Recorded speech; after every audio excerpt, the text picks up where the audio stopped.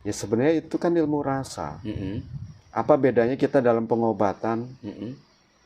Tidak usah pasien itu ngomong, kita udah bisa merasakan penyakit orang itu. Iya, iya, iya. Nah itulah konsep proses jati, hakikatnya prakteknya Mm. seperti itu. Jatuhnya begitulah.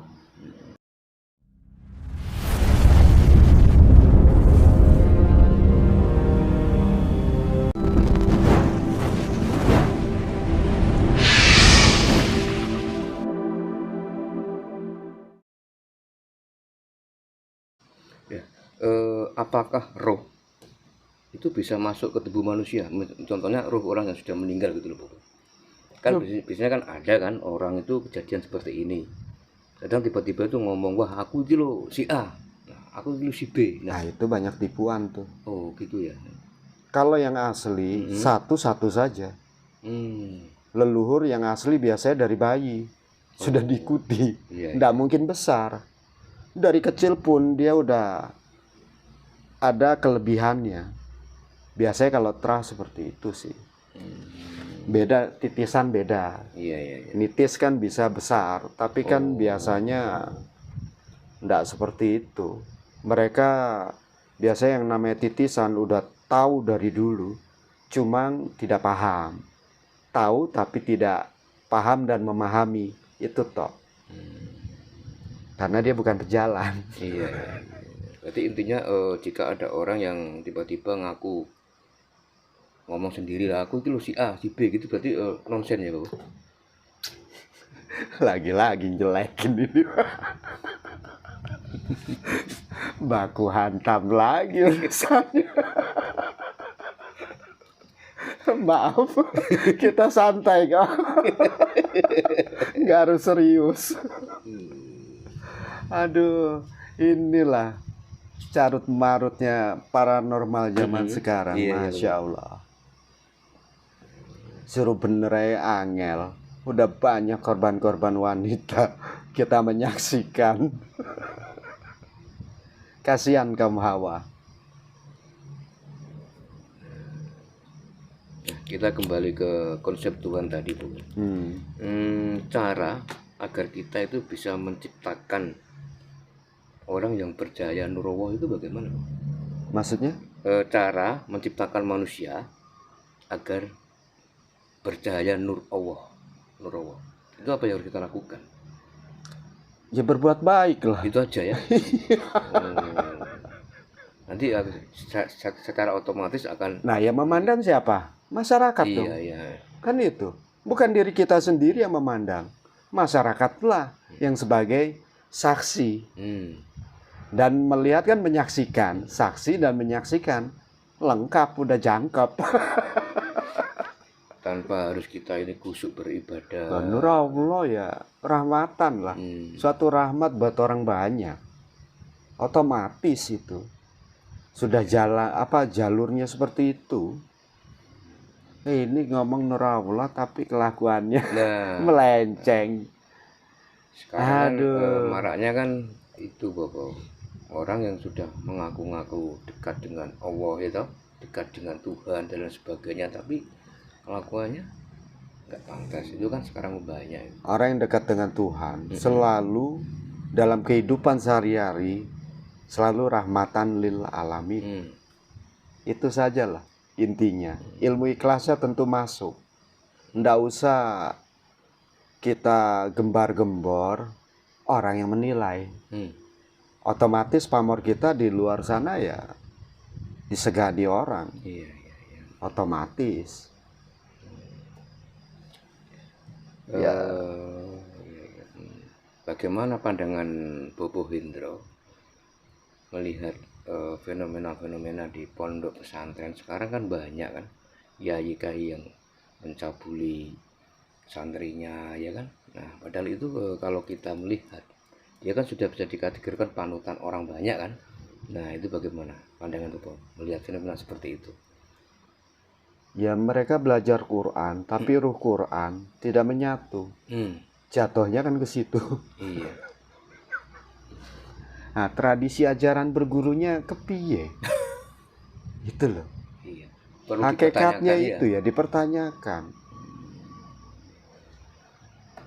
Apalagi sudah mempunyai jabatan pamor, harusnya tidak malu terhadap dirinya, tah. Di dalam pemahaman konsep orang Jawa itu kan ada istilah rasa sejati ya Bapak ya. Nah sebetulnya yang dimaksud rasa sejati itu seperti apa dan di mana tempatnya rasa sejati itu Bu? Rasa sejati, sejati ning rasa. Nah konsep orang Jawa kan seperti itu. Ya sebenarnya itu kan ilmu rasa. Mm-mm. Apa bedanya kita dalam pengobatan? Mm-mm. Tidak usah pasien itu ngomong, kita udah bisa merasakan penyakit orang itu. Iya iya iya. Nah itulah konsep rasa sejati, hakikatnya prakteknya seperti itu. Jatuhnya begitulah.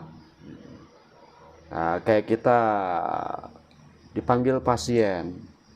Nah sebelum kita datang ke rumah pasien, kita otomatis waktu teleponan itu udah terasa tuh.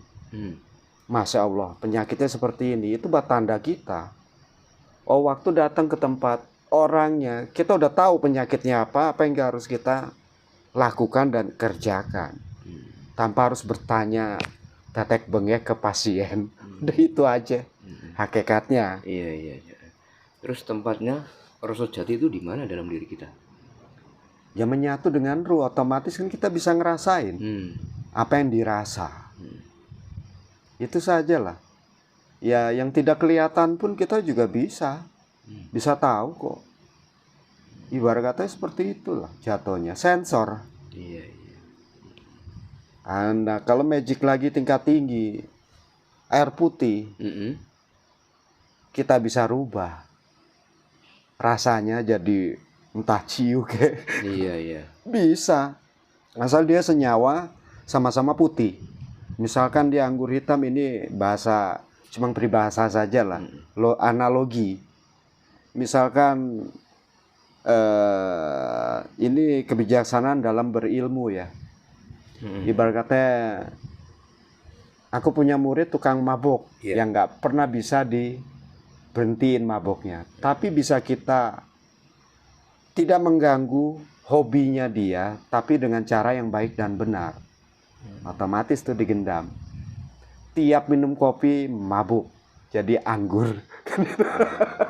Itu rasa sejati. Itu bisa dibolak-balik. Itu kan dalam mendidik kita. Akhirnya dia rasa anggur kebalik rasa kopi, karena otaknya udah kita balik. Itu bedanya hipnotis dan gendam. Kalau hipnotis ada jangka, ada batasan waktu lah. Tapi kalau gendam, kalau tidak dilepas, ya tetap begitu. Selamanya? Selamanya. Kecuali orang yang nolong lebih tinggi orang yang gendam itu. Itu udah hukum alamnya seperti itu. Jadi tingkatan ilmu bisa nolong tuh orang. Misalnya kita nolong orang kena teluh lah. Berarti orang itu gila. Iya iya. Berarti kan kita harus nyari dulu dong. Otomatis kita ribut dengan secara goib lah, tapi bisa nyata. Makanya banyak paranormal yang mati muda ya kayak gitu. Kalah perang, muntah darah pasti. Itu udah pasti. Sudah hukumnya kita nolong orang gitu. Nah, kalau 20 orang gangguan goib semuanya, otomatis dalam satu hari itu kita akan perang dengan paranormal yang bikin orang itu. Jatuhnya kan itu. Ya dunia peperangan jatuhnya, perang goib. Kalau kita nolong orang. Kalau ndak siap ya ndak usah nolong berarti. Terus ide Bapak tadi mengatakan bahwa sebetulnya gendam sama hipnotis itu kan beda. Cara kerjanya itu bagaimana Bapak antara hipnotis sama gendam kok beda? Kalau gendam pasti ada wujud goibnya yang masuk ke dalam tubuh tuh orang. Dialah pengendali. Iya iya iya. Ya banyak lah kalau korban-korban gitu sebenarnya sama aja. Hakikatnya sama. Cuma versinya beda.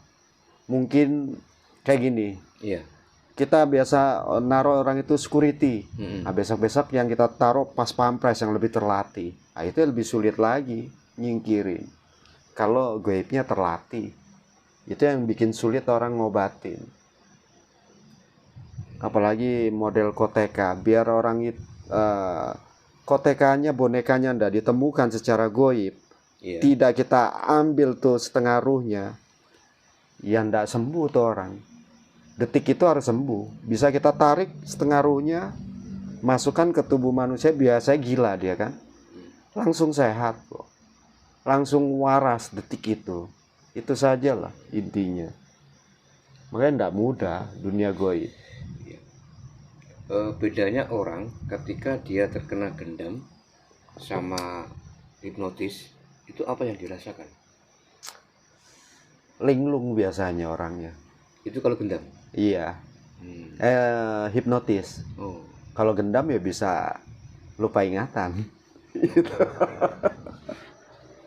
Kan banyak kasus ya di luar sana Bobo ya.